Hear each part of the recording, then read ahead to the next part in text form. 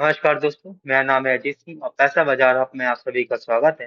आज हम बात करेंगे अर्बन कंपनी के बारे में, उसके फाइनेंशियल ओवरव्यू के बारे में जानेंगे, स्टॉक क्यों गिर रहा है और ब्रोकर्स की क्या रेटिंग है और वैल्यूएशन कंसर्न इश्यू देखेंगे और टेक्निकल आउटलुक देखेंगे। तो चलिए शुरू करते हैं। सबसे पहले फाइनेंशियल ओवरव्यू की बात करें तो कंपनी का मार्केट कैप 20,935 करोड़ रुपीज का है।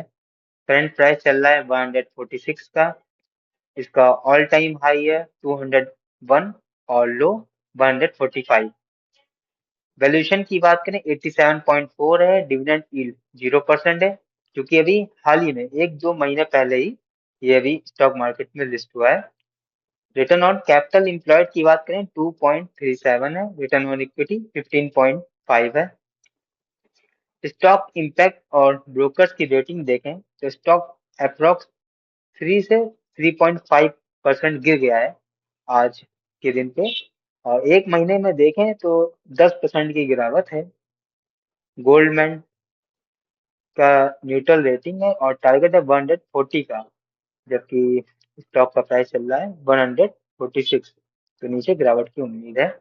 मॉर्गन स्टैनली ने अंडरवेट की रेटिंग दी और टारगेट दिया है 127 का। अब हम कुछ इनके प्रॉफिट एंड लॉस अकाउंट को देखेंगे मार्च 2022 से 2025 के बीच में। तो सेल्स की बात करें 2022 में 386 करोड़ थी, जो कि बढ़ करके मार्च 2025 में 1144 करोड़ रुपीस हो गई है। तो सेल्स इंप्रूव हुई है। ऑपरेटिंग मार्जिन की बात करें तो 2022 में 3% था और 2025 में भी 2025 में -3% हो गया है।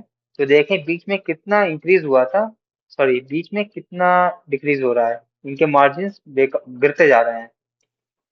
अदर इनकम की बात करें तो 72 करोड़ रुपए इनकम थी, जो कि अब हो गई 116 करोड़ रुपीस।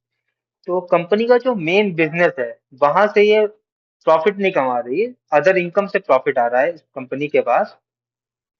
नेट प्रॉफिट था 2022 में 14 करोड़ रुपीस का, फिर 23 में लॉस में आई, 24 में भी लॉस में आई और मार्च 2025 में 240 करोड़ रुपीस का प्रॉफिट है।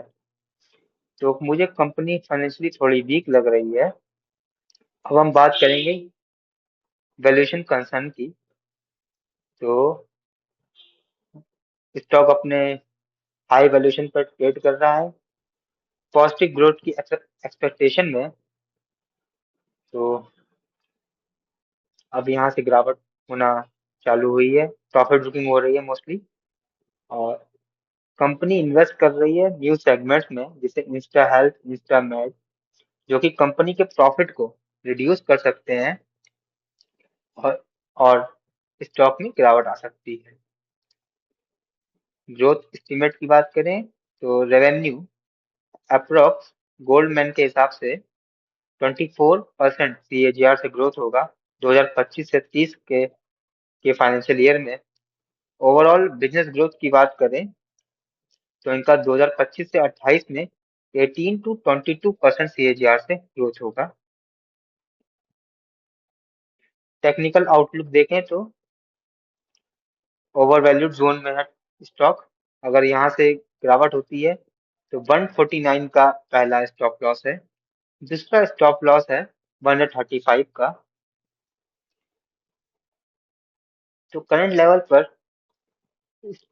खरीदने से बचना चाहिए, क्योंकि स्टॉक बहुत ज्यादा ओवर वैल्यूड है और कुछ ब्रोकरेज फर्म ने इसे टारगेट प्राइस नीचे कर दिया है करंट प्राइस से। तो थोड़ा सा धैर्य बनाए रखें।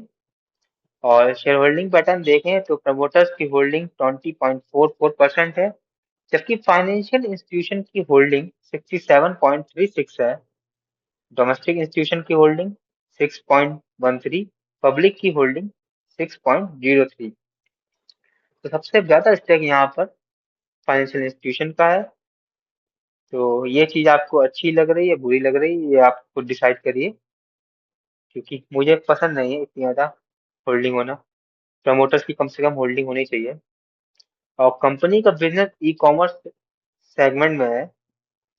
और कंपनी अभी इस साल उसने प्रॉफिट किया है, वो भी अदर इनकम से। और इनके ऑपरेटिंग मार्जिन्स नीचे आ गए हैं, सेल्स तो इंक्रीज हुई है, तो उसमें बहुत सारे मुझे नेगेटिव पॉइंट लग रहे हैं। अपनी हाई ट्रेडिंग हाई वैल्यूएशन पर ट्रेड कर रहा है। ये वीडियो सिर्फ एजुकेशनल पर्पज थी, कोई बाई सेल की रिकमेंडेशन नहीं है। कृपया फंडामेंटल स्ट्रॉन्ग कंपनी में इन्वेस्ट करें और अपने व्यक्तिगत सलाहकार से सलाह लें। धन्यवाद।